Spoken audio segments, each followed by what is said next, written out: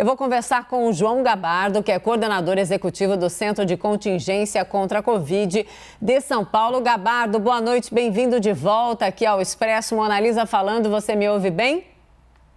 Boa noite, Mona Lisa, ouço perfeitamente. Muito obrigada. Na largada aqui da entrevista, o Caio Junqueira comigo. O Gabardo, pensa numa pessoa feliz quando chegou a notícia da antecipação do calendário. A família Perrone entrou em conexões, todo mundo falando, vai ter vacina, vai antecipar, é antes. Tá todo mundo já fazendo planos para o fim do ano. Claro, com cautela, se tudo der certo. Mas, Gabardo, é isso. O governador João Dória, então, anunciou que todos os adultos do estado serão vacinados até 15 de setembro. Agora, a pergunta é o quanto que esse calendário depende, de fato, das entregas do Plano Nacional de Imunização. Gabardo? Bom, Mona Lisa, eles foram feitos baseados na programação do próprio Ministério da Saúde e também fazendo as contas da população que já foi vacinada. Houve um pouco de sobra de vacina de outros grupos que anteriormente estavam sendo vacinados e chegamos à conclusão que é possível, mantendo esse ritmo com alguma margem de segurança, que nós colocamos uma margem de segurança, é possível cumprir com esse cronograma. Eu lembro que São Paulo tem feito projeções bastante... algumas pessoas até achavam que era um pouco arriscada quando nós determinamos uma data para iniciar a vacinação no dia 25 de janeiro, conseguimos antecipar, a primeira vacina foi feita no dia 17 de janeiro e os cronogramas, os prazos todos aqui de São Paulo estão sendo cumpridos. O governador é muito exigente com essa questão de prazo, com programação, e tira todo mundo da zona de conforto. Todo mundo tem que se virar, todo mundo tem que cumprir com a sua parte para atender todas as programações que são feitas. Eu tenho convicção de que vai ser possível mesmo concluir a vacinação nesse período.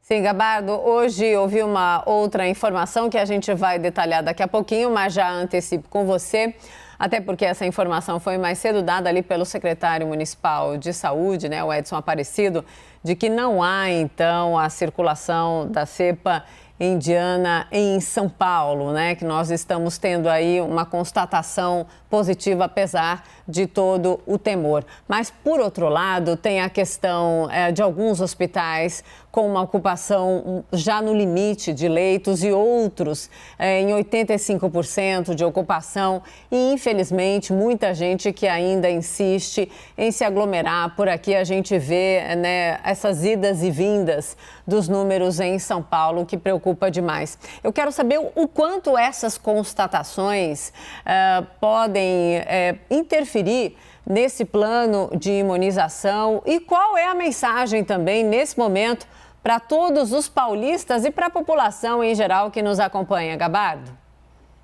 Bom, em relação ao leitos, São Paulo tem se mantido nas últimas semanas com essa ocupação de 82%. Hoje a ocupação de São Paulo é de 80%. A Grande São Paulo, região metropolitana, está em 79%. Essa informação do secretário municipal de que não foi identificado no mapeamento genético feito nos casos confirmados de Covid a presença do vírus, dessa variante indiana, isso é muito bom, isso é muito positivo, porque as nossas projeções estavam sendo feitas sem levar em consideração uma possibilidade de piora em função dessa variante. Então, com isso, os nossos cálculos e as nossas projeções que tinham sido feitas há 4 semanas atrás, nós dizíamos que aumentaria ainda o número de casos, internações, até a metade do mês de junho, e a partir da segunda quinzena de junho, a tendência seria de redução de novas internações, redução de óbitos. Isso já está aparecendo nos nossos dados. Nos últimos 6 dias, há uma redução no número de novas internações, e esse movimento de redução, ele é baseado exatamente no aumento da parcela da população que está vacinada. Isso é importante, não é porque a gente está cumprindo melhor com as exigências e as recomendações de distanciamento físico.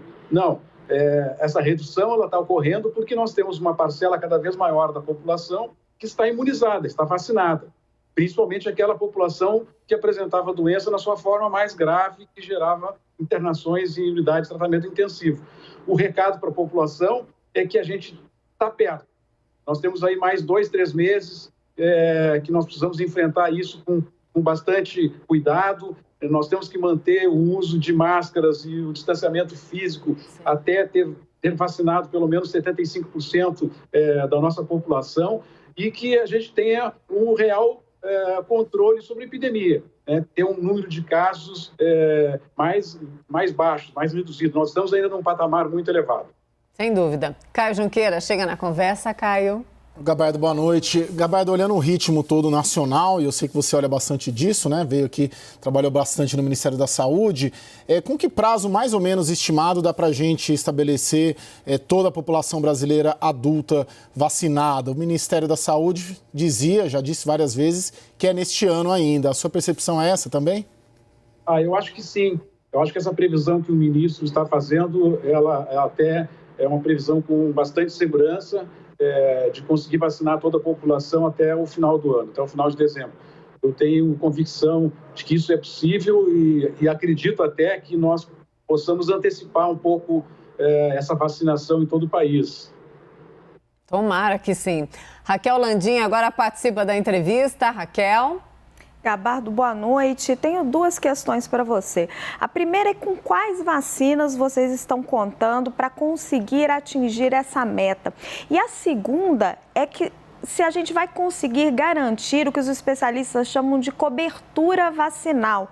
Porque é tão importante quanto acelerar as idades que estão sendo vacinadas, é garantir que uma fatia expressiva de cada faixa etária receba as 2 doses da vacina. A gente sabe que muita gente não voltou para tomar a segunda dose. Você acha que vai ter dificuldade para convencer os jovens que são sujeitos a formas menos graves da doença a se vacinarem? Bom, Raquel, nós temos que enfrentar um leão de cada vez. Nesse momento, não tem muito sentido nós ficarmos com as vacinas guardadas na geladeira ou no armário, e uma parte importante da população ainda não estar vacinada. Então, quando a gente diz que vai acelerar a vacinação para outros grupos, um pouco, porque grupos anteriores não foram imunizados ou não fizeram a segunda dose da vacina, isso não significa que vai haver algum prejuízo. E quanto mais pessoas tiverem vacinadas, melhor. O ideal é que todos fizessem a segunda dose. Agora, não tem sentido ficar esperando com a vacina no posto de saúde, enquanto a população ainda não está vacinada. Então, nós temos que avançar com a população, avançar nas faixas etárias de acordo com a nossa disponibilidade de vacina. Paralelamente a isso, nós temos que fazer um trabalho de convencimento das pessoas que elas devem fazer a segunda dose da vacina, que é importante para que nós tenhamos uma imunidade plena de proteção pela vacina, que seja feito as 2 doses naquelas vacinas que são aplicadas em 2 doses, né? Quanto às quais vacinas que nós estamos contando com todas as vacinas que o Ministério da Saúde disponibiliza no seu cronograma, no seu planejamento. São com essas vacinas que nós trabalhamos. Como eu falei inicialmente, trabalhamos com uma certa margem de segurança para algum eventual atraso que possa ocorrer. Agora a Renata Agostini participa da entrevista também. Renata. Gabardo, boa noite.